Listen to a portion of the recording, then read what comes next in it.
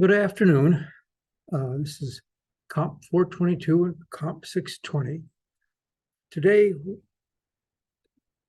we're going to talk about digital money. A couple other things. Here are our goals. We're going to understand blind signatures, an RSA encryption trick, talk about digital currencies and what are our options, and then talk about what is the U.S. government doing in the area of digital currency. Oh, a review of digital auction of RSA encryption. By the way, this looks very much like questions on the exam, and we will discuss the exam a little bit later on. Okay, if you remember from previous lectures and the exam, that the secret key for RSA is E and N. You raise something to the E power mod N, and that gives you the ciphertext. And then to decrypt it, you raise that to the power of D mod N, and you go back to the original message. D and E are mathematical inverses. Now, in addition to encrypting it so no one can see, you can also sign it. This is where somebody raises it to the power D, D being the part of the secret key. The secret key is D and N. So they're raising it to the secret key, and that gives a signed message. Okay. In the RSA algorithm, you've got a private key and a public key. And you can encrypt with one and decrypt the other, or the other way around. You can encrypt with the other key and decrypt the other. Doesn't matter. Either key works in either direction. So if you encrypt it with the public key that everybody has access to, then only the person with the secret key can read it. That would be typically used to send something to a person. Alternatively, you can encrypt it with the private key, and then anybody can decrypt it with the public key. That's particularly used in digital signatures and hashes. If you encrypt the message with the private key, then somebody who gets it and they can decrypt it with the public key, it proves that it was encrypted with the private key. So you know it comes from the owner of the key or somebody who has that private key. Typically, you don't so much encrypt the message as much as you might encrypt the hash. But if you take a hash of the message, encrypt that with the private key, and somebody receives the message, can then also compute the hash, decrypt the hash using the public key, and see if they match, see if the file is as it was sent. And you also validate who sent it. Okay, RSA algorithm. A reminder of this, we went over this before a couple of times, but you've got a couple big prime numbers, P and Q, and you multiply them together. You also subtract one from each and multiply it together. That gives you this Toyton number. Then you compute E, which is the public key, and then you convert the inverse of E, which is D, mod that Toyton, and that gives you the secret key. Now, we'll talk about blind signatures.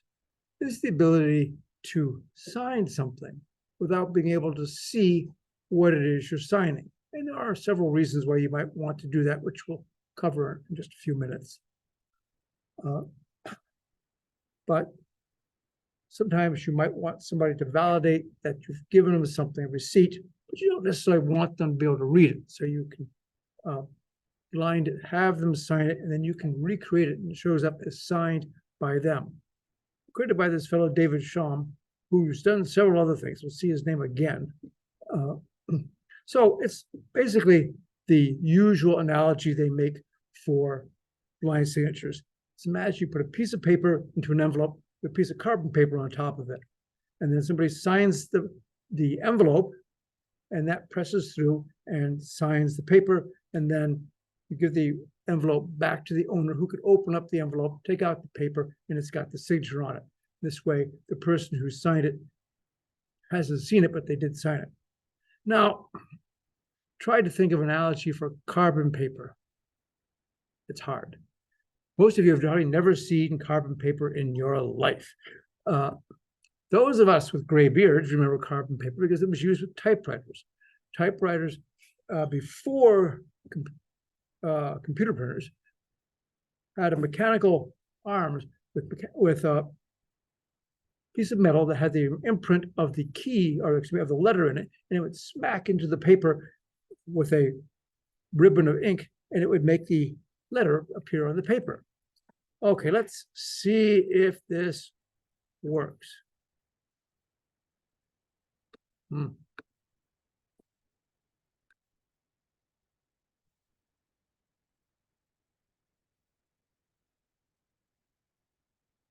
Maybe not. I can see it. I don't know why you can't see it. Let's see. Some screen sharing here.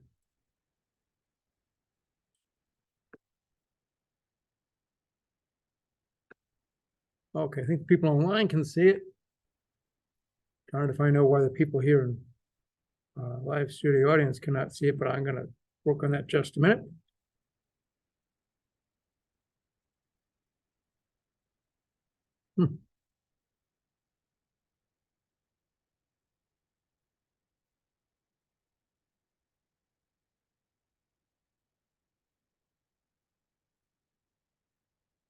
Why can't you see that?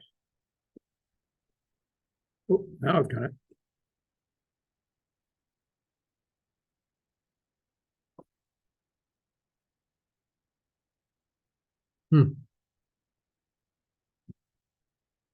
That was an unexpected problem, but yes, if you saw an old-fashioned typewriter, as you press the keys, the metal arms come up, press the key against it, the piece of inked ribbon comes up in front of the paper, and the key hits it, and that's it.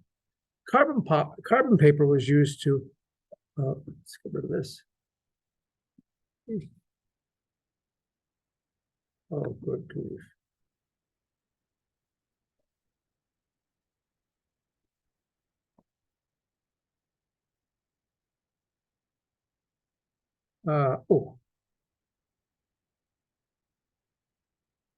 Sorry, we're having technical difficulties here. Oh, there we are. There's my mouse is on a wall. All right. We'll go back to the slides. All right, so that's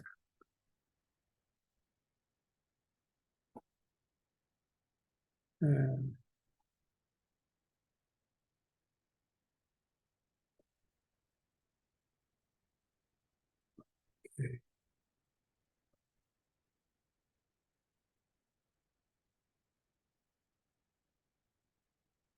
You think this would be easy to do? Yeah, right. Okay. All right. Hopefully the folks online can go back and see the slides again. Anybody want to validate that? Yes. Oh, yes. oh, well, okay. Okay, carbon paper. Anyway, that was carbon paper. It's interesting to also note that the QWERTY keyboard was developed for typewriters because it was actually not developed to be efficient. It was developed to be inefficient.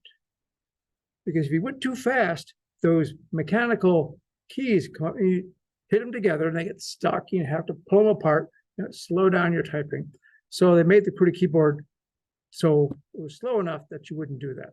That's why we have this miserable keyboard. There are other keyboard layouts that are much faster, but nobody uses them because we're so stuck with this thing made long ago.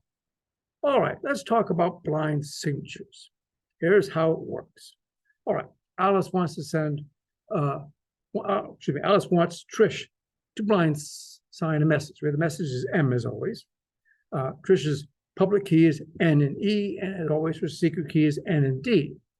So if she signs it, it will be signed equals M to the D mod N. That's of course how you sign it because she's raising it to the power D, which is D is part of the secret key mod N. But Alice wants Trish to do this without knowing what the message is. So there we go. Alice makes a random number, usually a very big random number, a number that's really random, so Trish will not know what it is. And it has to be a number that does not divide evenly into N. In other words, the greatest common divisor of R and N is 1, doesn't divide evenly. Okay, then Alice creates the blind version of the message. She multiplies M times R to the E, all mod N, and that becomes the blind version. So B in this message, B is the blinded version. Alice cannot decrypt it because she doesn't know what E is. She can't invert that. She sends B to Trish. Trish then signs it. So she has B and she raises B to the D mod N, D being her part of her secret key. And so X now is the signed version of the message. Sends it back to Alice.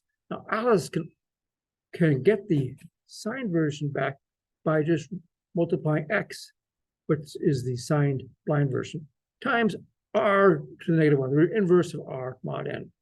And now she's got this. Let me explain in some mathematical-like detail why that really works. Okay. All right, we start with the blind version, which was just M times the random number raised to the E mod N. It's the blind version.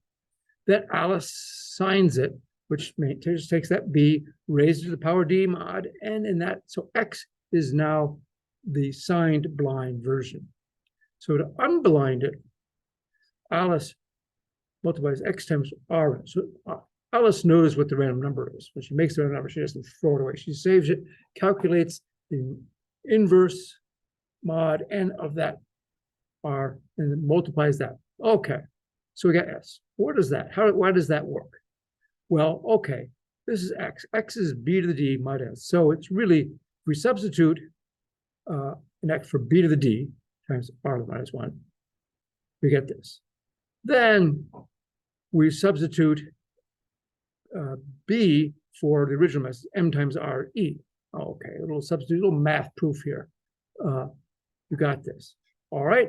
Then distribute this raised to the power. So now we got M to the D times R to the ED. It was R to the E times D. So it's R to the ED times R1. Well, E and D are inverses. They are the mathematical inverses mod N. So when you multiply something, raise it to the E and the D, it comes back down to R to the 1, which is just R. So now we have R times R to the negative 1. Well, R and R inverse is 1. So those cancel out, and we end up with the sign version is M to the D mod N. And just to make you happy, I will not ask you to prove that on an exam. Okay, but that's how it works. It does work. You can see, David Shum figured that out, and it's pretty straightforward. Many uses a voting system. You might vote. Of course, your vote is supposed to be secret, but some authority might need to verify that, yes, you gave them the ballot, and so they'll want to sign it, and then they can sign it, so you can prove that it's signed by the ballot authority, but you can't see what it is. And there are other banking systems, which we'll cover in just a minute. So here's our first question of the day.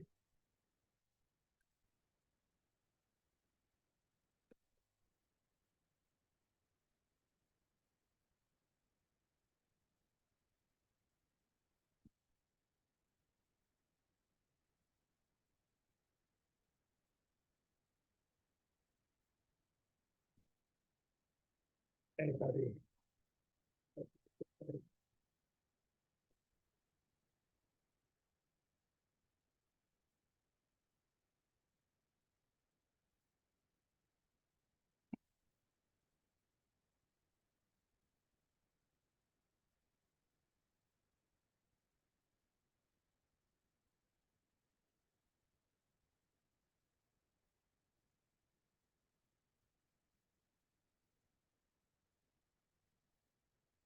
Okay. Thumbs up, squares.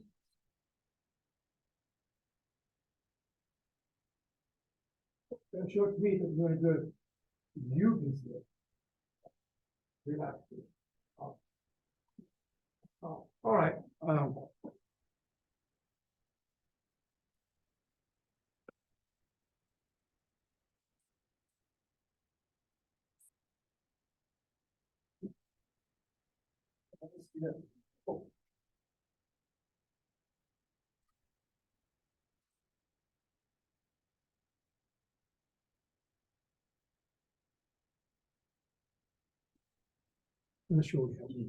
All right. Okay.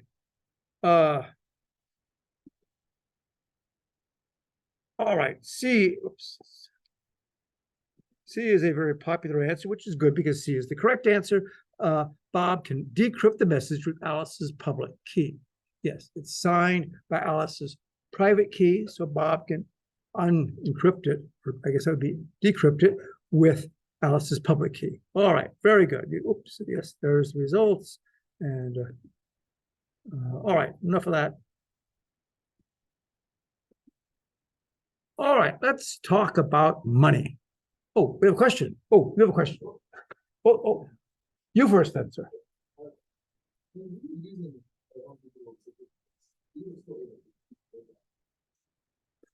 Right, because typically it doesn't actually sign the document, which you can do. I mean, it's possible if you wanted to blind this, you would sign the document. Typically, it creates a hash of the document and encrypts the hash.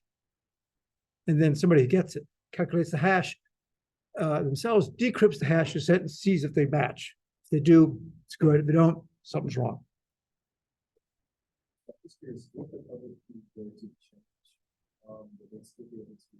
Oh, if your public key changes, you're lost. Yes, you can't change your public key.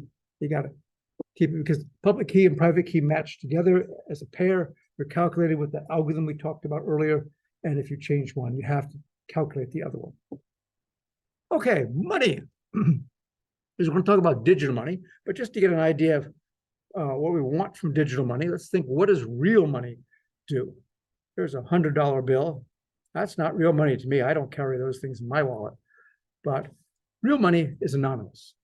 You always see in the movies, the guys come up with a briefcase full of cash and dump it on the table. They're going to buy something that you don't want anybody else to know about. It's anonymous. You can go out and buy something and nobody knows who it was. It's very hard to counterfeit money. The Treasury Department works real hard to make this thing hard. There are all sorts of tricks that you can't see it. And there's usually a sort of a line that goes through the bill. There's micro printing around the edge. That little decoration around George there, or actually that's Ben Franklin, has small printing that you can't read. In fact, it's so small that copiers, typical copiers, don't have that kind of resolution. You can't copy it. That's and the paper is fat and it's got a watermark. Oh, they work hard to make it so you can't easily copy this thing because they don't want you making your own money. Money has to come from the Treasury Department. And if you happen to lose a dollar bill or burn it up or something, it's gone. That's it. No recovery. That's not a good value, but that's how it works. Now, digital money. What do we want out of digital money? You should not be able to create your own money. The Treasury Department requires that they make money. They don't want you making up your own money. I mean, that would be nice just to print your own money, but they don't want that. And once you have some sort of electronic money, once you spend it, it's spent. You shouldn't be able to reuse that money. Of course, like I said, you can't generate your own. If you do something illicit, it should be obvious who's doing the illicit stuff. It would be nice if a simple computer failure, which happens all the time in the real world, doesn't cause you to lose your money. You don't want to suddenly lose all your money in the bank if there's a little glitch, power drops out or something like that.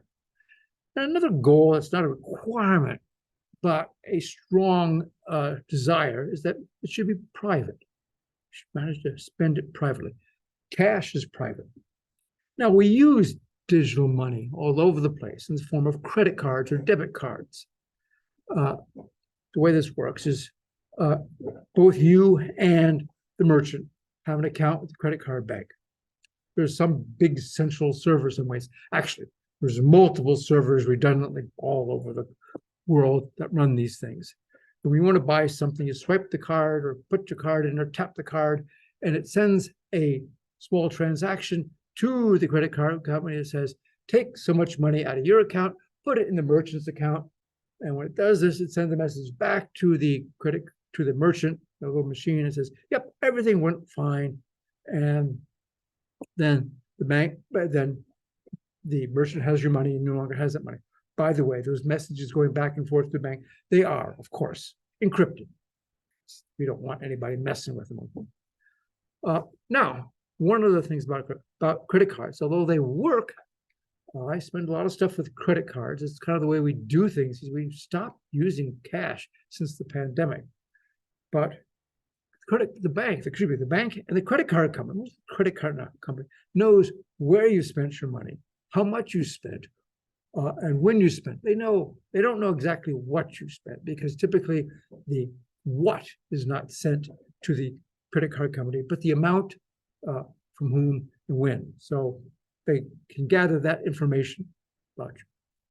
And knowing the store from which you bought the item is enough that they can sell that information to all sorts of advertisers. You should know that you get lots of advertising from companies that follow your purchasing. Okay, so I've got a couple ideas for digital money, some of which are better than others, and let's look at them. All right. Soon, the bank has an RSA key, okay? We're using RSA algorithm. You can do other algorithms, but we're using RSA.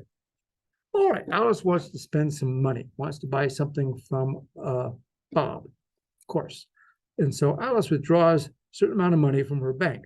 She generates a random number and digitally signs a request for a specific amount of money from the bank.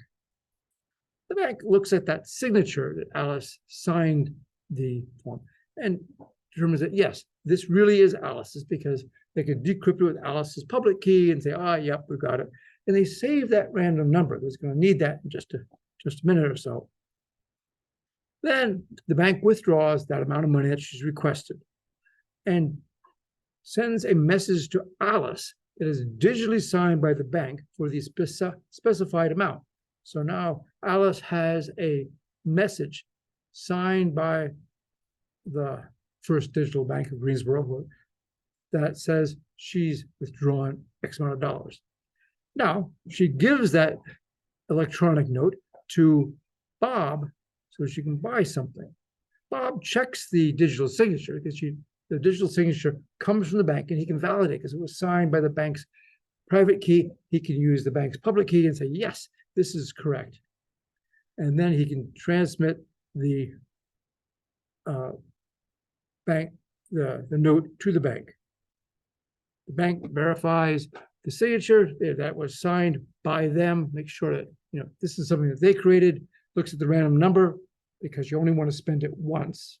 So yes, then they mark that random number as used. They'll then deposit that much money into Bob's account. We've already taken it from Alice's earlier. And then you can send a deposit slip back to Bob, which they, of course, digitally signed by the bank, giving it back to Bob. Now Bob knows that he's got the money. Alice has spent the money, and Bob can give Alice whatever it is she bought. That does provide security. Everything going around is all digitally signed and encrypted. So we're safe there. Nobody can change that. But the bank may know where Alice is spending the money. Very much like a credit card, the bank doesn't know. She knows how much they spend. And she knows from whom she spent. So the bank knows. They also know who are Bob's customers, because who is Bob giving this? Where does it come from? So the bank knows with whom Bob is doing business. Okay, so we'll explain it. So it's not very private. There are other ways to do it. Once again, David Shum, who got the digital signatures, also has digital money. And so he has digital money. You can come up with digital money for specific denominations. So we'll have digital signatures that were created for all the amounts. You might have a whole bunch of digital signatures that you use for specific amounts. All right, here's, so stand by. This is like an 8-part explanation of how it works. So let's go through this slowly, and then you could ask questions about what the heck is going on. All right. So Alice wants to buy something from Bob for X dollars. Okay, so this time Bob initiates it. Bob sends a request to the bank for a deposit slip for X dollars, and includes a random number, which, if you remember, random numbers are nonces, See the nonce in there, that is a random number to ensure that this is only used once. So in this case, instead of Alice sending it, Bob is saying, okay, I'm going to deposit this amount of money. Bob's bank saves the random number because you don't want to use it, and digitally signs the deposit slip, sends it back to Bob. So here we have this box represents the deposit slip, and then underneath it, which says Bob's bank, that means this information is digitally signed by Bob's bank. Bob gives the deposit slip to Alice. Alice blinds it. She does the digital blind thing. She blind signatures it with her digital certificate and sends it to her bank to request to withdraw that. Okay, the bank can withdraw X dollars from her account. The blinded deposit slip can be signed by the bank. In other words, the bank can't see whom she's spending the money, but they can blind sign saying, yes, we have taken this money out of Alice's account and signed by our bank. Then Alice gives the blind signed deposit slip to Bob.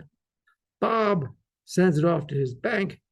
The bank verifies Alice's signature because it's signed by Alice, and checks the digital signature for Bob, or Bob's bank, to make sure, in fact, this is something they started with earlier. In other words, they sent the deposit slip. They're checking that this is, in fact, really the deposit slip. It hasn't been changed. They can decrypt it. They also check the random number, make sure this hasn't been used before. And then if it passes all these checks, you go, okay, we got it. They credit Bob's account with that much money, and they can send a deposit slip back to Bob. Oops. Excuse me. There we go. All right. This system works a little bit better. It is secure and anonymous. The bank knows that some amount of money was withdrawn from Alice's account. They don't know where it was spent. Likewise, they don't know where he gave it to. Bob is depositing money, but they don't know where it came from. So it is both anonymous and secure. Everything going back and forth is all encrypted. So it's secure and anonymous. So you can send things back and forth. I don't know anything that uses this system, but it's a possible workable system. Let's talk about blockchains, because many digital money systems use blockchains. Blockchains are a distributed, decentralized ledger system. It's where you can put another record onto the system, and it's put in there in such a way that it can't be removed without everybody knowing it. So it's validated, it contains the information. It was, again, proposed by David Shum, that fellow who did the blind signature. So he's a pretty busy guy. He came up with blockchains. And once you put it there, once you put information on the blockchain, it's got all sorts of hashes and encryption and encrypted hashes, so it's can't change it. Basically, by the way, the blockchain systems solve the Byzantine generals problem, which is a problem in computer science about it's a problem about coming to a consensus. It doesn't really solve anything else, but people use it for all sorts of things. They try to tell you it's the best thing since sliced bread. It really only solves one problem. Okay, Bitcoins. Bitcoin is probably the most popular, it is the most popular decentralized cryptocurrency that doesn't require a bank. There is no central bank for Bitcoin. Unlike credit cards, you don't have to go out to a central authority to approve it. Bitcoins are distributed. They use a blockchain to keep the information. Back in 2009, this person or group, Nakamoto, Mr. or Ms. or somebody Nakamoto, who may be a person or may be a group, they don't know. Nobody knows who Nakamoto is, but wrote paper and invented this thing. And it's been popular since then. Now, Bitcoins are created. In other words, how do you get Bitcoins in the system? They're created by Bitcoin miners. We'll talk about that a little bit later. But these people mine the Bitcoins. And right now, there's about 83 million Bitcoins in circulation.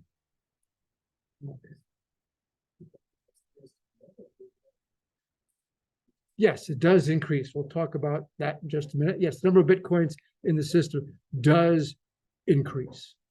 And we'll talk about how that works right after we ask this question, which has no right or wrong answer. I'm just sometimes curious. Okay.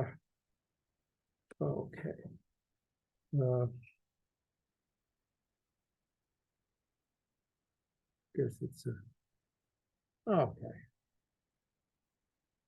And again, I don't know. This is anonymous. I don't know how you're answering, so you can answer anonymously. Surely, and we'll see how popular these things are. Get your fingers over it. There you go.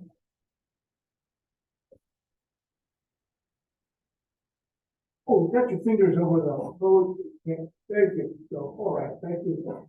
Yeah, very picky. Put your fingers over it. All right. Okay.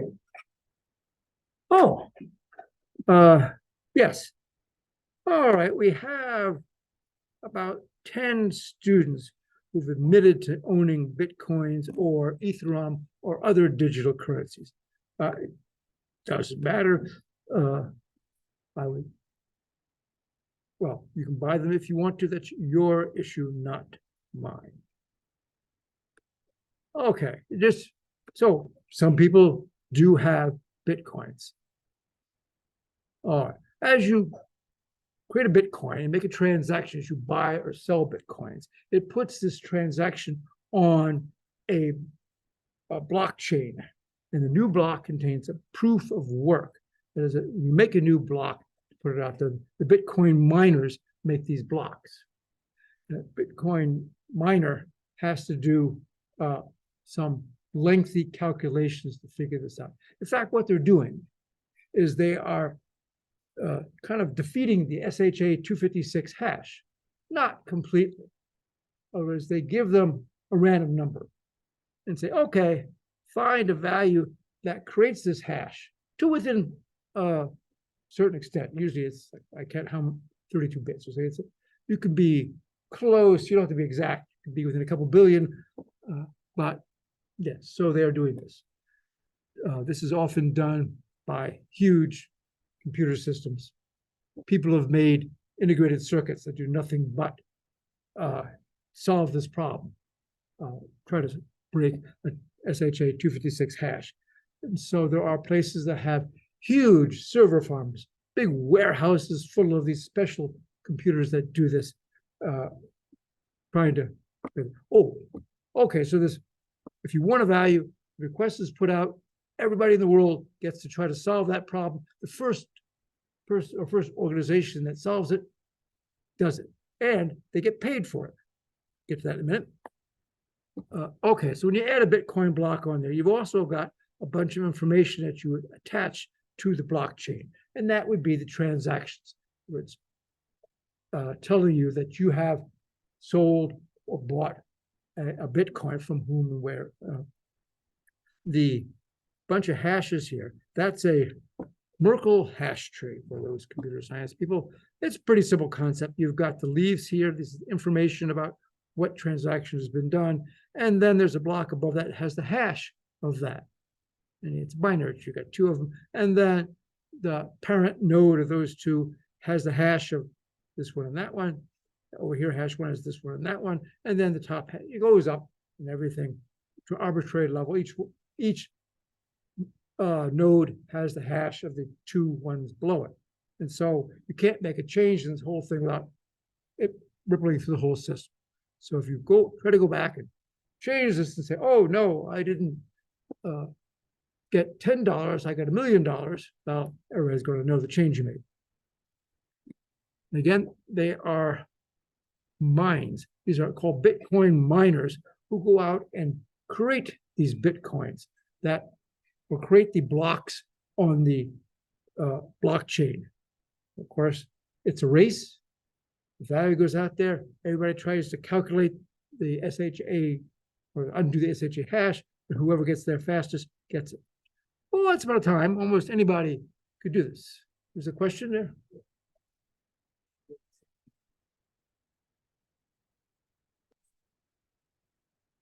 well, okay, you have a value that's been hashed with SHA 256.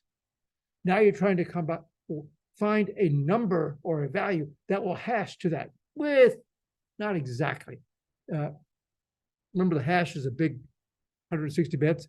They want the upper bits to be 0 and the rest of the bits can be whatever they are. How many bits? Depends. I don't remember how many bits it is, but it brings it down to it's not easy. It's not an easy guess. It's a 1 in a couple billion guess. Well, okay, then you have proved that block. You don't get, yes. Once you've been able to find the hash for that, then you prove that block and it can then be put on the blockchain. You get paid for doing this. Just a minute, we'll get back to the payment. But yeah, you don't get the block. Well, the block, of course, is not the Bitcoin. The block is a ledger for keeping track of all the transactions. Okay. There again, I mentioned there are custom chips for doing this. Here's a picture of a Bitcoin mine, rows and rows of these machines out there burning away to do that. Once upon a time, not too long ago, while I was teaching this class, China used to do almost all the Bitcoin mining. They had huge Bitcoin mines in China next to big waterfalls with power plants because it takes a lot of electricity. But then a couple of years ago, China decided, no, they don't like this. This is not what they want to do. And China said, nope, too bad, go away. And they don't mind. In fact, they don't even use Bitcoins in China. So if you had a Chinese Bitcoin mine, you're out of luck. But, they're the Chinese. They can do that if they want to. All right, now, the United States is a big Bitcoin miner. Kazakhstan, they're in Central Asia, and Russia are also Bitcoin mines. Now, why do you want to do this? Because you get a payoff.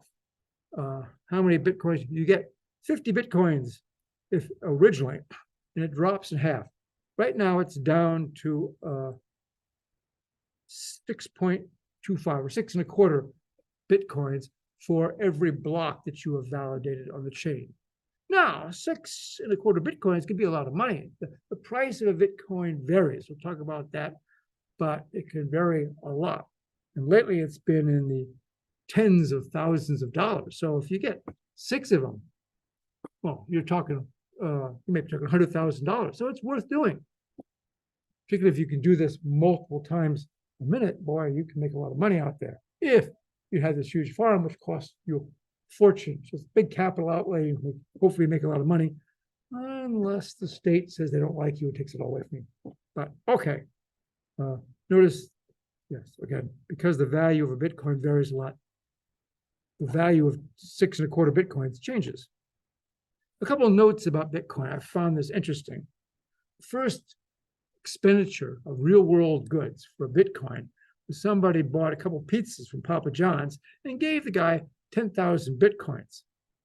And so, yeah, it was a $25 worth pizza. And so that means the Bitcoins were 1/4 cent a piece. So yes, Bitcoin is 0.25, excuse me, $0.0025 per Bitcoin. Now they hit a high a couple of years ago of $68,000 per Bitcoin. So had the pizza delivery guy held on to his Bitcoins for just a year. No, some of my dates. I think this is February 2021. I don't think that's right. Yeah, it says 11 years later. Yes, that's, sorry, typo, 2021. So if he held on to it 11 years, boy, he would be rich. I've taught this class a couple of times. I taught Bitcoins way back when they're like $1 a piece. I didn't buy any. Had I bought like $100 for the Bitcoins, could have made some money. Okay, but another question about those Bitcoins. Let's run this poll.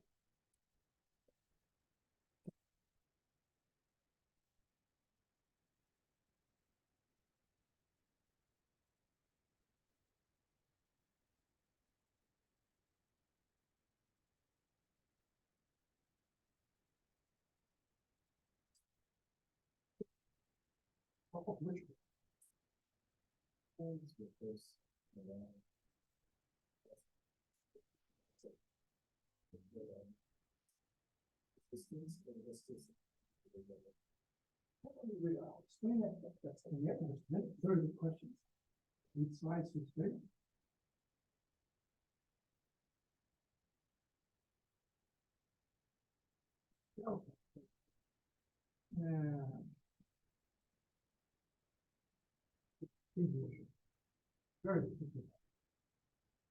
All right. Oh, okay. Well, people in class aren't paying attention as much as they are online. No, we are continually creating new. The miners continue to create new Bitcoins. The answer is A. People out there are generating new ones as in. Okay. Yeah, that was, there's the response. As you can see, A is a very popular answer, which is nice because it's a good answer. And they're not created by banks. Banks have nothing to do with this. Okay, so what's question.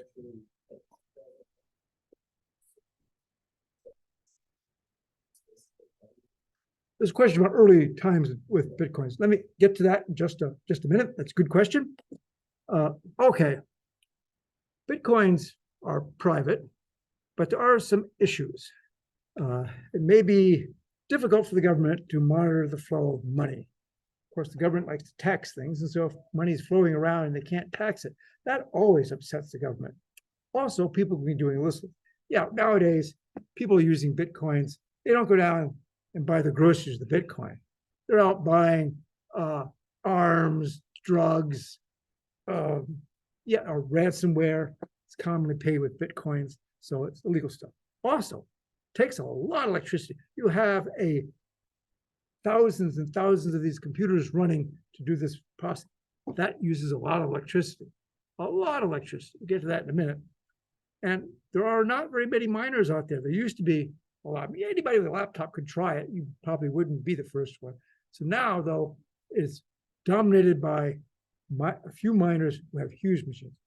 So what? Well, if they collude together, they could go back and change the blockchain. Because right now you can't change it because multiple people have worked on it and validated it. But if there's only a few of them, they could collude together and change it. And then price volatility, which I'll cover in just a minute. Now, in theory, Bitcoins are private. And of course, they use it for all sorts of things.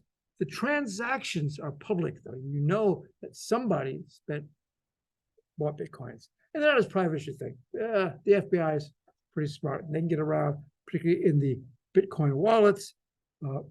Here in Greensboro, a couple of years ago, the Colonial Pipeline, a company that pumps gasoline and oil in underground pipes all over the eastern United States, got attacked by a ransomware, and it shut down their piping system. So they would stop piping oil across the eastern United States, which wasn't very nice because gas stations started running out of gasoline.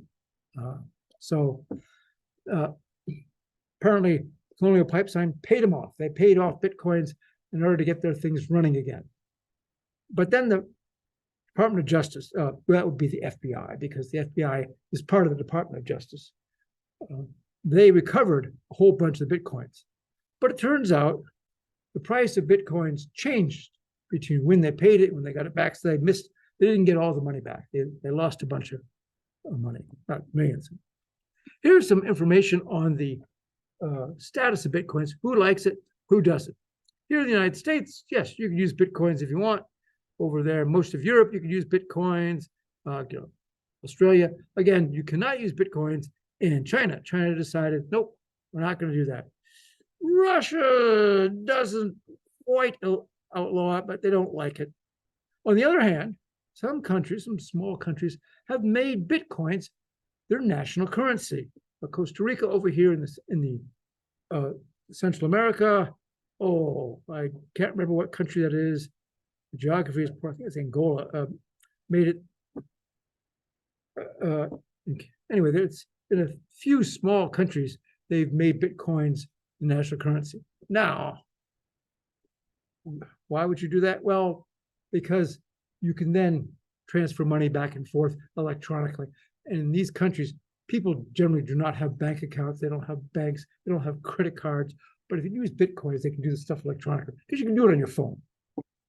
Phone use in other countries is often part of a transaction, a financial transaction. People use their phones for financial transactions much more in other countries than we do in the United States. Now, we mentioned it takes a lot of electricity. Yes, it takes lots of electricity. This is the sum of all electricity used in the world for Bitcoin mining. The amount of electricity used in the Bitcoin mining is more than every citizen combined together in Sweden uses, or Argentina, or it's coming up. So yes, it's a huge amount. I mean, it's as much as whole countries. And Sweden is not a third world country. Israel, they use a lot of electricity, and it's much more electricity than they use. I think, what is it, 175 terawatt hours in a year now. That's a lot of electricity. There are lots of digital currencies. Besides Bitcoin, there's Ethereum and many, 19,000 of them. Now, a bunch of them came and went. They didn't last very long. They weren't very popular. For some reason, they got canceled. They didn't last very long. But right now, there's about just short of $1 trillion in cryptocurrency out there, of which a little over a third is Bitcoin. Here's a chart of transactions per day. Now, way back in the early days, almost nobody was using Bitcoins. It was, we'll get to the price in a minute, it was about $1 or less than $1 a Bitcoin. And it wasn't attracting much attention. People were not doing a lot of it. It wasn't that you couldn't, but nobody really cared. Nobody really thought it was anything that they wanted to do. That answers your question. Yes, see, so now the number of transactions is taken off. By the way, the scale here is, I think this is transactions per day. Yes, so we're getting up to 400,000 transactions. Ethereum actually does more. Ethereum is, you can see, much more popular than Bitcoins. That blockchain that we talked about is getting bigger and bigger as people mine more Bitcoins and put them on the blockchain. The size of that chain is getting bigger and bigger. Now, most people don't use Bitcoins to go out and buy groceries or even go out and buy weapons or whatever. It's mostly used as an investment. People buy it because they think tomorrow the price of Bitcoins will be higher. And if I buy the Bitcoin today, I can sell the Bitcoin tomorrow and I'll make money. Forbes in 2013 said Bitcoins are the best investment you get. Interestingly enough, 1 year later, Bloomberg claimed it to be the worst investment of the year. So yeah, it depends on who you're looking at. For Ken Williams' opinion, this can go for whatever you want. And so for those 10 people with Bitcoins, whatever you like, I would go with Bloomberg. Bitcoins are very volatile. That is, the price varies a lot. You can see more than gold, more than the Standard & Poor's, more than the US dollar. Let's take a look. I just dug up some charts, tried to make them so the scale is sort of the same. I was unsuccessful, but the kind of, okay, here are the prices of Bitcoin over the years. And you can see it rockets up to 68,000 something. You know, down here, it's, just pocket change. I remember being on an event. I was out of town with some friends, and Bitcoin just zoom, and that caught people's attention. So I mean, wow, look, it went up to $8,000, and like a couple months ago, it was a buck or two. And now it comes up. Ethereum is about the same. You know, Ethereum again has those little spikes, big spike here, tended to level out a little bit here. I contrast this with the Standard & Poor's. This chart is sort of trying to align up with the dates of the Ethereum and Bitcoin. The Standard & Poor's Standard & Poor's is a stock index. If you buy stocks, Wall Street, there's the Dow Jones average, and there's Standard & Poor's. Standard & Poor's is probably a more accurate measure of the general stock values. It uses hundreds of stocks. I think it's standard, I think 500 stocks to compute the index, whereas Dow Jones uses like 12. So it's much better. And you can see that it has been going up, but it's not nearly as volatile. Now, back there, hey, can you say pandemic? Look at that. It went down, but then it's kind of come up. It goes up, but it goes down.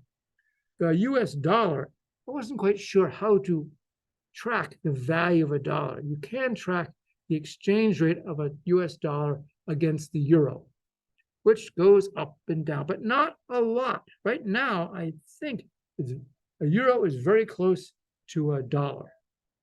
I don't remember who's winning, but it's very close. You can go to Europe. It's a good time to go to Europe. You get good value for your dollar. And you can see, but it hasn't varied a lot. Not like, you look at Ethereum, or these things wildly volatile. Now, that may be good. You might buy it here and sell it there and make a whole lot of money. Whereas if you bought your stocks here and you sold it there, you'll make some money, all right, but not like you would. It's not going to quadruple or go tenfold up.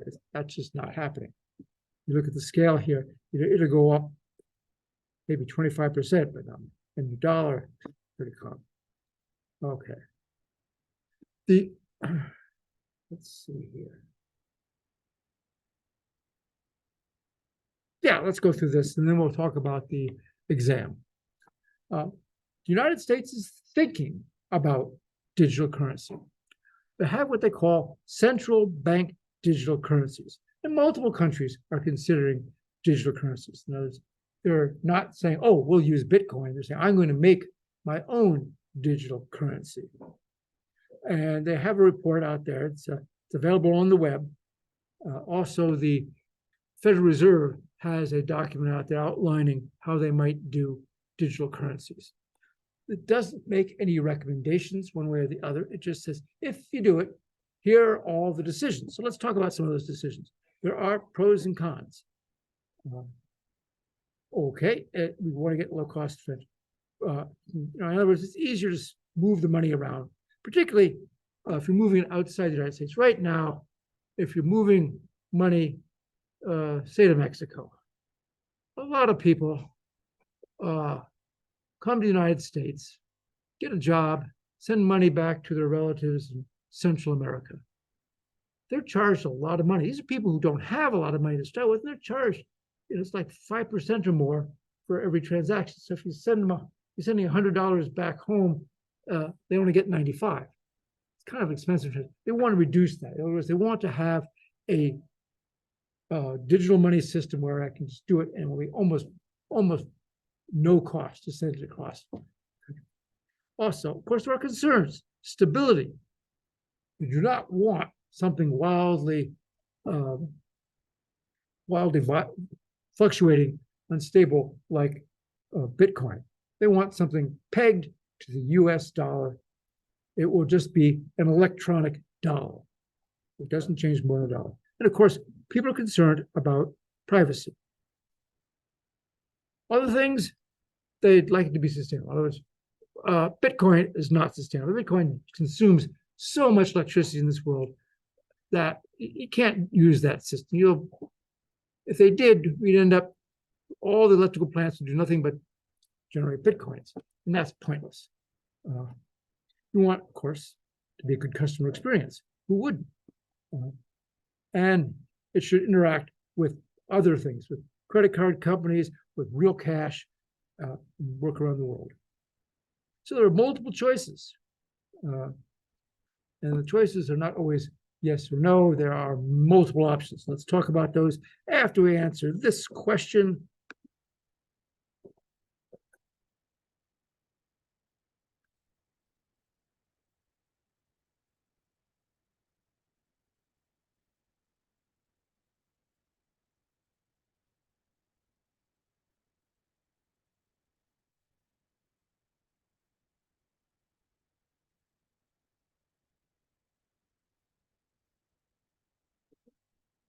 Okay, paying attention?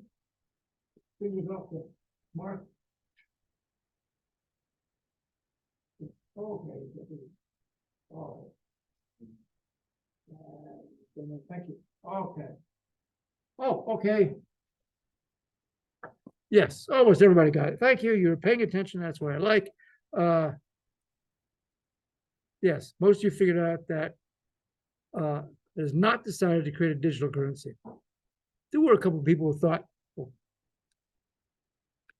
yes, there was at least one person who said we ought to name it the Obama, but whatever. Okay, an interesting concept. All righty. Now, if you're going to have digital currency, how is it going to go? Is everything going to go to the Federal Reserve, or are there going to be other banks? In other words, digital currency banks that will do this. And if so, how do they get paid? If you don't have intermediates, it might improve the privacy. Okay. But you want this to be secure. You don't want anything to get messed up. Permission, okay. How are you going to get to this? If you have something where everything has to be signed, you want to make sure that we have privacy. So, if you have privacy, you don't want the criminals out there buying drugs and weapons without any trace. Of course, might not be sustainable. All right. And that gets down to identity. Privacy is a big issue. You want to be able to do this without the two rules. You want privacy so that the individual citizens don't have to worry about Big Brother watching what they do. And the government would like to be able to trace down illicit activities. Now, I might say in this respect that they don't want the government to know how they're spending your money. Does that mean you want huge private corporations to know how you're spending money? Because that's what we have now. I'll tell you, go out there with your credit card. Chase knows where you're spending your money. Amazon knows where you're spending. You go out to a website and suddenly an ad pops up for something you just looked at. You just thought about while you had Amazon. You were just thinking about it, and there's an ad for it. Yes, they pop up amazingly. So, yeah, you don't want the government to know. Well, is it the government? What's worse, the government or big, huge private corporations? That's an interesting ethical question. Cryptography. How are we going to do this? There's public key cryptography, by the way, which is PKC. That's what we've been talking about. That's RSA, public key cryptography. And then there's zero knowledge proofs, which we're not going to talk about at this time, but it's an interesting math proof thing that you can prove something without actually, you can show that you know something without telling anybody what it is. And hardware, software, are you going to have a hardware device that does this, or are you going to have it all in software? There are hardware Bitcoin wallets, and then there are software Bitcoin wallets. It goes either way. The software ones are more flexible. You can put it on your phone, but the hardware ones may be more trusted, more secure. Digital signatures. Well, if you don't do the digital signatures, it's not be secure. If you put your digital signature on it, it's not very private. You might require multiple digital signatures, which may make it more secure, but others may see what's going on. Again, privacy is an issue. Who's doing it? Let's zip through some of these. Yes, and do we keep track of all the transactions like we do with Bitcoin? Well, if you do that, it is more efficient. You can audit it. Auditors like that sort of thing.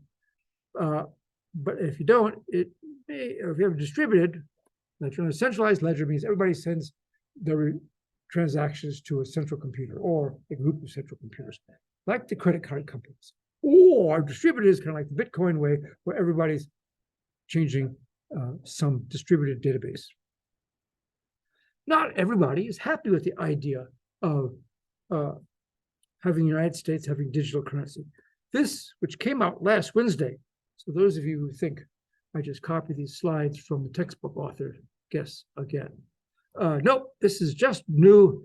The House, this is the federal government, the House Financial Services Committee passed some legislation. Now this, the House committee passed it, it then goes to the House representatives who will vote on it then once the Speaker of the House brings it to the floor, which might happen or might not ever happen, but that's another issue. Anyway, the law, or excuse me, it's not a law, it's the bill that they proposed. And of course, it will go to the House floor. Other House representatives may make amendments to it. It also has to be passed by the Senate, who has to pass a similar bill, and then the House version and the Senate version come together for reconciliation to come up with what finally looks like the law, which may not look anything like this, but that's your government at work. Anyway, they say that no, they're not going to do it unless the Congress explicitly authorizes. In other words, they can't, the Federal Reserve can't do it, the Secretary of the Treasury can't ask the Board of Governors to do it. Nope, it has to come from Congress. Their big concern is privacy, as you might guess from the name CBDC, Anti-Surveillance State Act. Anyway, yes. So they're concerned about government watching everything. But as we know, there are ways to do this without having the government watch everything. Okay, that's enough of this. Now, well, we're done with that. Let's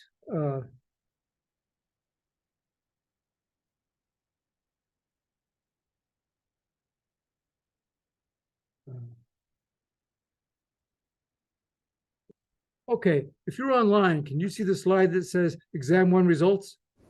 Yes. Great. Yes. Oh, works. Wow. Who'd have thunk it? Okay. Well, I'll take an exam 1. Here's, by the way, here is the grading scale for this course. We go down to 87 for an A. And then, you can see it, B's, C's, big range of C's, which is why I tend to have a lot of C's because it's a bigger range. Now, if you're a graduate student, you cannot get a C minus, D plus, or D. It drops from C to an F. If you are an undergraduate, you can get a C minus, D plus, or D. I do not recommend it, but it is possible. Not so. All right, here's how we did on the exam. I'm happy to say there are lots of A's. A is the most popular, the mode answer. Many A's, but not very many B's, a bunch of C's, and there were some F's, sadly. There were a bunch of F's. I then did a little analysis of this and looked at who's doing this. Here are the groups. We have undergraduates, the Comp 422 students, and then the Comp 620 students divided into 2 groups. There are the students working towards a master's or PhD degree, and then there are the certificate students. I'm sad to report that the certificate students did significantly poorer than everybody else. They in general did quite poor. This is these box.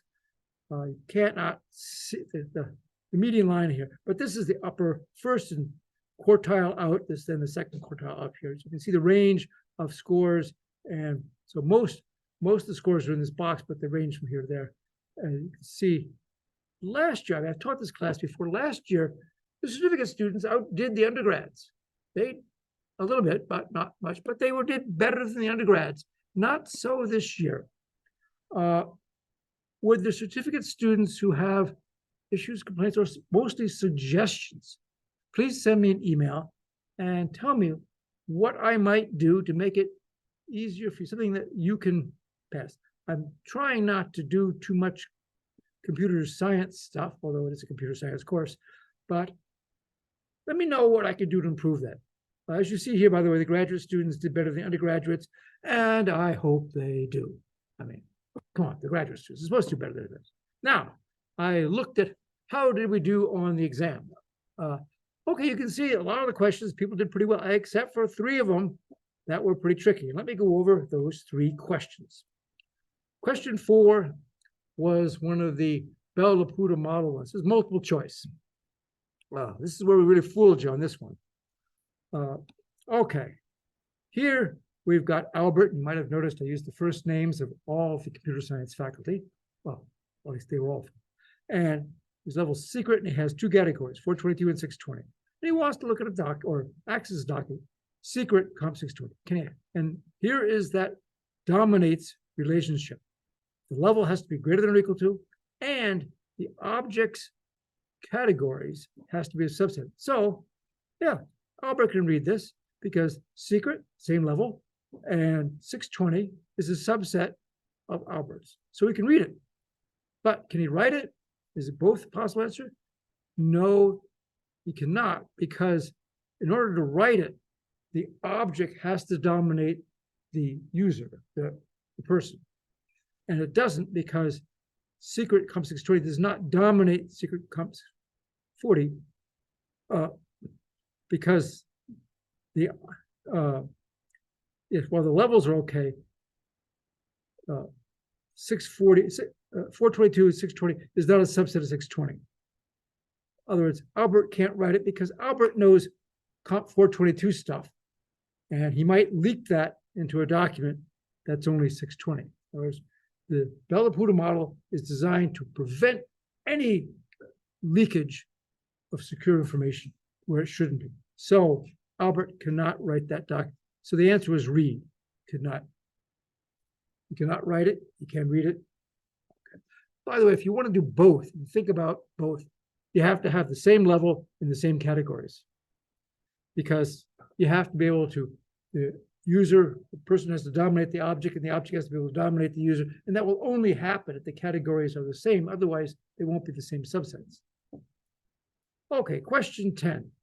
Question 10 asked you to write a program. A bunch of people mentioned all sorts of things, but didn't mention encryption mode. We talked about encryption modes. We talked about,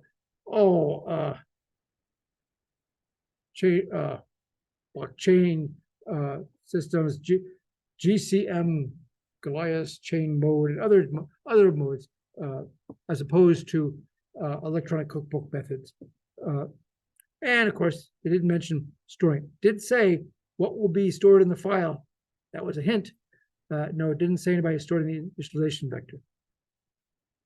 Question 13, that was the one. Mr. Williams, Jordan, you have a question? Yes, sir. For that question number 10, what chapter would that fall under? Because when I seen your reply to my answer, I didn't recall when we went over the IV. Storing the IV. That's funny, because I remember talking about it in class. Yes, if you go back and look at the, it's on the encryption 2 set of slides, near the end of encryption 2, we talked about encryption modes. And they talk about the initialization vector being stored in the file with the data. Okay. Okay. Okay, this one hurt a bunch of people. Only about half the people got this one right. And I kind of warned you that we were going to do something with this. You went in, you entered your ID number, and it came up with individual numbers for you that I knew about, and I had the answer to, so I could figure out the answer. Give you P, Q, multiply together, give you N, and an E. And then, okay, so you have the E and the N, that would be your public key. How do you get the private key that works with that? All right, you got to get the total. So you know the P and Q, subtract one from each, multiply them together, and that gives you this total number. Then you got to find a number that's an inverse of E mod that total. Well, I happen to give you a calculator that would do that. Calculator turns out to be quite slow because it uses a very inefficient algorithm. I had a more efficient algorithm, but it didn't work. And who cares how fast it is if it doesn't give you the right answers? So I went with the slow one. Yes, found it, and that was it. About half the people got that. All right, a common question I get is, what do I need to do to get a better grade? Well, previously I had the grade scale. You can look at that. For those who want to get an A, you got to get up to 87. So let's do a little algebra. Oh, I know that hurts, but let's think about this. Okay, imagine you have some goal. That is the score, the overall average score for the semester. You want to get an 87 or better because you want to get an A. Well, you look at your score for exam 1, which you now have. It's on Blackboard. And you multiply by 20% because all the exams count 20%, including the final. the homework is going to count 20%. I'm going to take all the assignments we have, throw out the worst assignment, average the rest, and that counts 20% of your grade. Same as an exam. Although, of course, each individual assignment is much less than an exam. And then, so that's 20 and 20 is 40, is 0.4, 0.6 is the rest of it, 60%, and you multiply that. Do a little algebra, and you can come out the rest of the exam equals goal minus 20% of exam one minus 20% of the homework. And you, real quick arithmetic, look at this. The bigger this number is, the smaller this is. Then you divide it by a fraction, of course, divided by something less than one, result becomes big. Anyway, that will tell you what you have to do. The next exam is shortly before the last day to drop a class. At that time, I'll grade the exam, put all your numbers together, and email everybody a summary of their grades along with this rest of semester grade and how you're doing. Okay. I had a survey. A bunch of people filled out that survey. On average, it took 2 hours and 45 minutes to do the exam. That was the average time. And you can see 2 hours and 3 hours were very popular. Most people took 2 or 3 hours. There were some speedy people who did it in an hour. I was shooting for a 2-hour time period. Now, because there was no time limit, you had 18 hours to do it. Sometimes people spend a little bit more time than they would have if they were under the gun. If it said, this is a 2-hour exam, after 2 hours, you're cut off. Well, I'm sure people could have gotten it done faster. But why? You want to spend some time and get it right. So that. I regret that there was at least one person who spent 8 hours on it, and I apologize. I didn't want to make an exam that took 8 hours to do. I was shooting for 2 to 3. I was happy with that, particularly with some people can do it in 1. And then, were the questions what people expected? 69% of people said yes, or there was nothing on the exam that was unexpected, which is good. Exams should not be a surprise. I put the old quote out there, the course is complete, what wasn't covered in the lectures was covered in the exam. And I think you've probably taken courses like that, but no, there should nothing. The homework that we did, it was due Tuesday before the Wednesday on the exam, I thought was pretty close to what the exam was like, but some people did not think so. I might mention that in my future exams, I rarely ask questions that say, tell me what I told you. That's real good if you're in elementary school, but this is a graduate course. I want you to do something. I had multiple choice questions, but they weren't telling me, they were figure something out and give me the answer. My exams are almost always figure something out and give me the answer. So that's the kind of questions I ask because this is a graduate course. You're not little kids. Okay. Now, this is the age of ChatGPT and other systems. By the way, I gave all the questions to ChatGPT before the exam, and generally ChatGPT did not do a very good job. But I got a couple of questions were written by a TA. TA, when they wrote it, put a little note at the end, do this, blah, blah, 4 or 5 sentences. I should have left it. I took it out. I should have left it there. People wrote books. Well, they didn't write books. They copied books. They went out someplace. They found multiple pages of information, copied it, and pasted into this thing. Well, if it covered the answer, yes, I had to give you credit for it because it was an open web class. But if I had to really strain to find the answer in the pages or something you gave me, I took off some points because you didn't figure that out.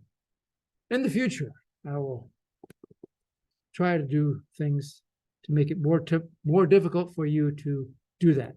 It wasn't necessarily cheating, but it certainly wasn't what I wanted the test to be. I guess the certificate students didn't catch on to that, but yes, okay. Let me do one more item before we go. And in helping students over the last couple of weeks on the computers, I recognize some people might benefit from a few things I've learned over the 50 years of my computing. So let me tell you some things. Keep track of where you put things. Some people search for files. That's the only way they can find them, is if they search for them. Keep track of where you put them, because while searching typically works in a GUI environment, it doesn't always work in a enter a command line where you enter the name of the file. Remember that this is a tree-based system. So you've got the root, you've got subdirectories, those directories have other directories, have other directories. Eventually the files are in these directories. By the way, there's lots of files and all these others. I just didn't bother to show them. Know where you put things.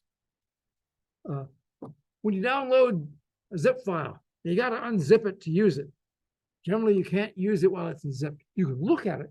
Yeah, Microsoft and Apple Mac OS allows you to look at the file as if it was unzipped. You see everything, but you can't really use it that way. Always show file extensions. By default, Microsoft does not show file extensions. That's a mistake. Because imagine somebody sends you a file, nicefile.txt.exe. Well, Microsoft Explorer will go, exe is a known file extension, take that off, and you'll see nicefile.txt. And you might double click it to open it. Bad mistake. You're executing some.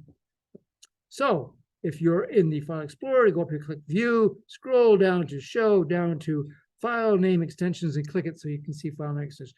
Do that so you don't get caught.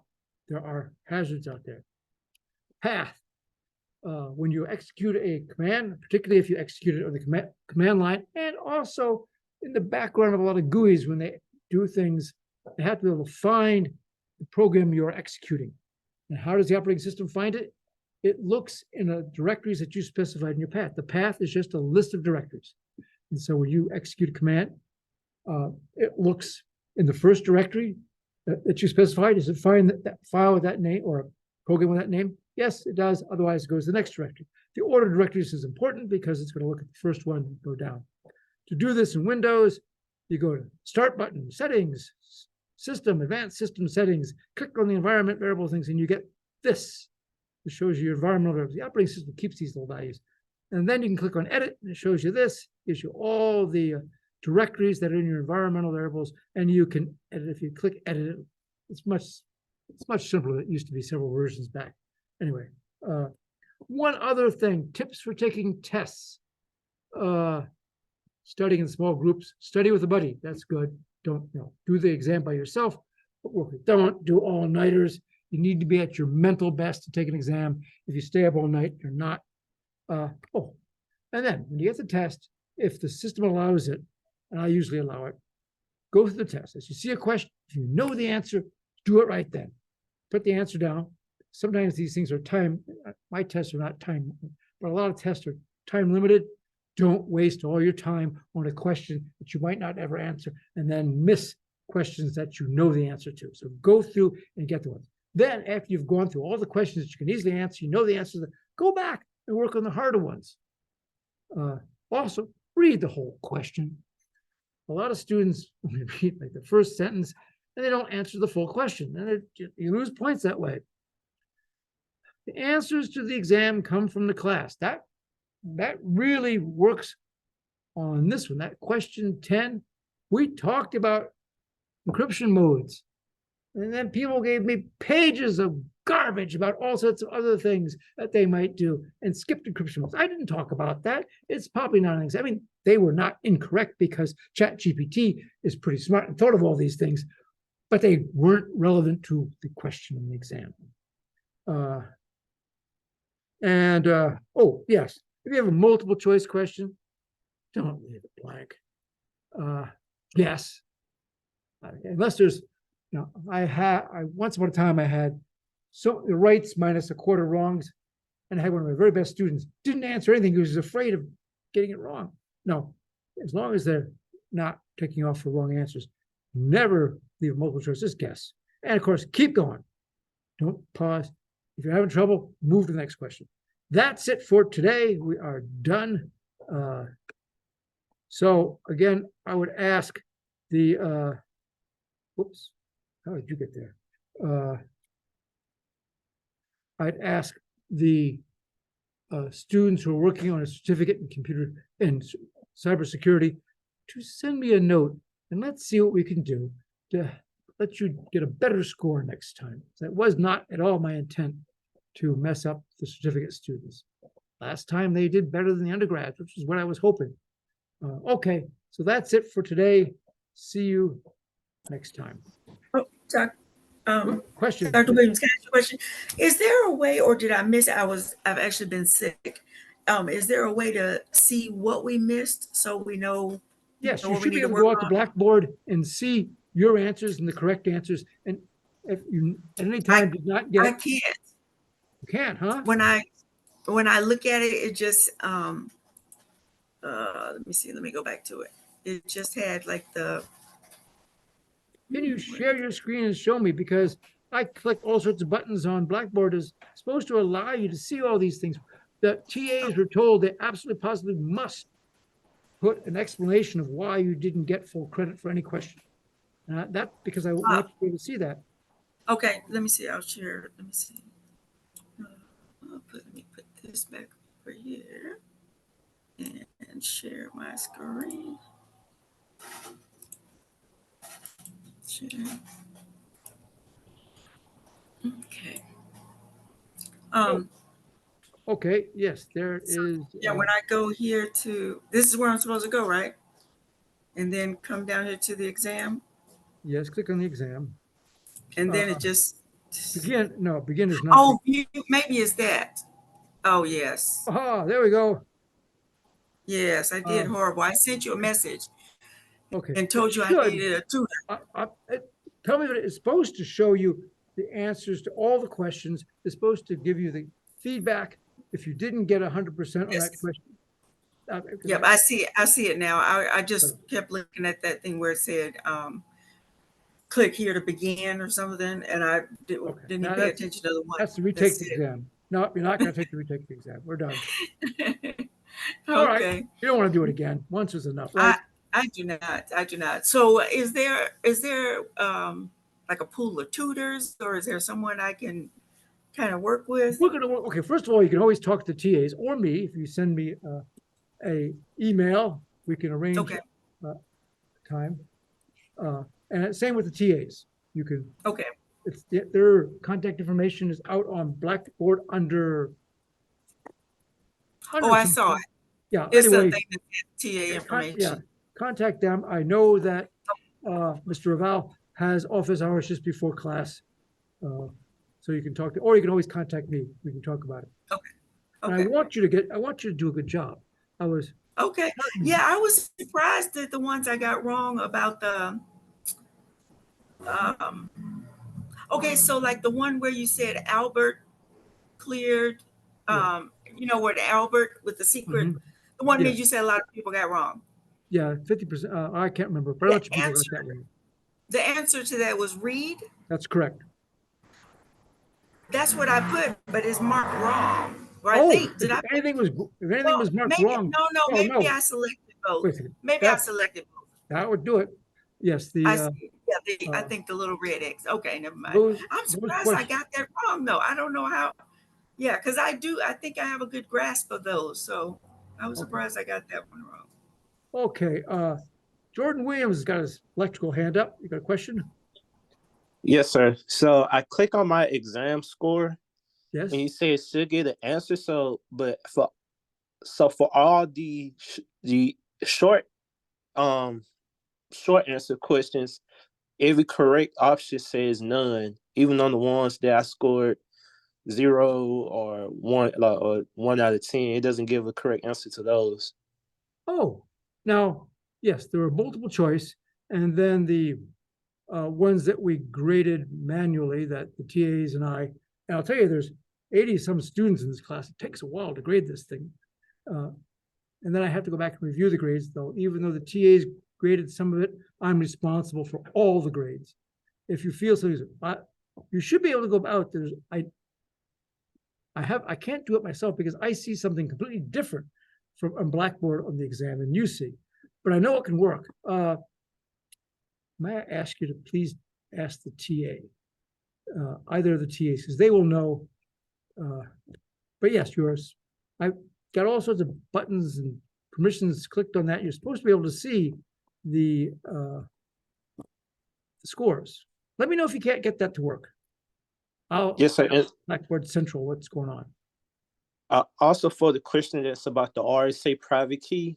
Yes. So so we put in our ID number, right? And we gotta get your numbers, and it listed out the values. Mm-hmm. And so we were supposed to take those values given and calculate D. Yes.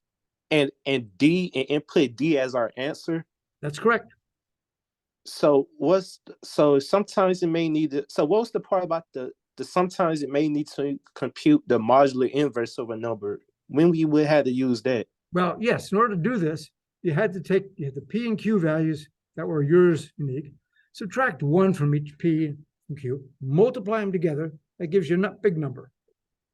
That's the modular. As you put that down below in the modular number, and then the E was something like 11 or 13 or 17. And you put that in there and press the button. It takes a few seconds.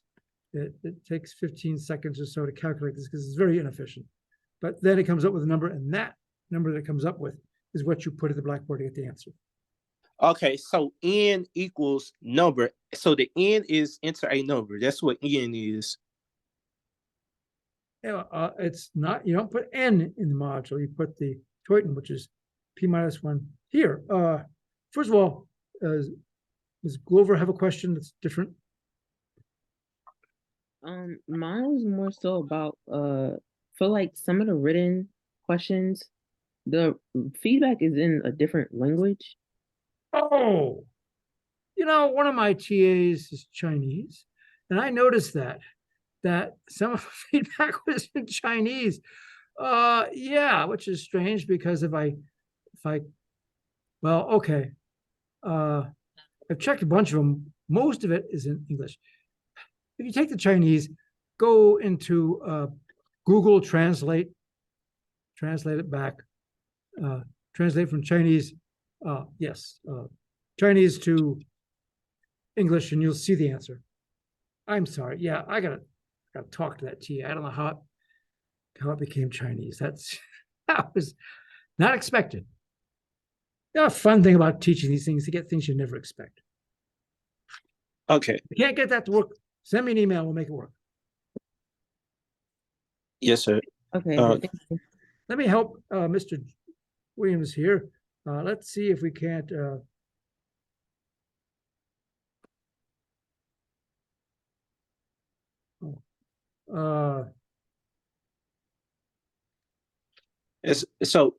Okay, so for entity modules, that's the module value that we got from doing the equation.